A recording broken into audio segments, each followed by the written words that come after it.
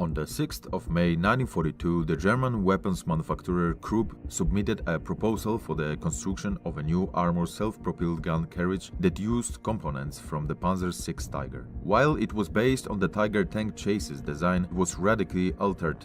It was meant to be able to carry two different guns. The Grille 1721, the vehicle was named in typical German fashion, the Geschützwagen Tiger für 17 cm Cannon 72 on the Geschützwagen Tiger für 21 cm Morser 18-1, depending on the gun mounted. The German word Geschützwagen literally translated to gun vehicle. This is not an accurate description of the concept behind this artillery self-propelled gun. A gun carriage would be a better description. Unlike other German self-propelled guns, this vehicle was designed to mount different weapons. It was a modular concept. The vehicle was given the shorter names of Grille 17 and Grille 21 depending on what weapon was mounted inside the vehicle. The German word Griller means cricket, and the letter E at the end is pronounced as an R, Griller.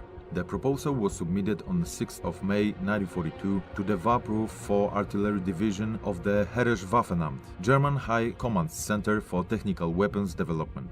Krupp was authorized to build a single prototype with a completion date of 1st November 1942. The Wappruf 4 made a requirement that the vehicle must have the ability to have a 360-degree traverse. They also wanted to be available for coastal defense work if necessary.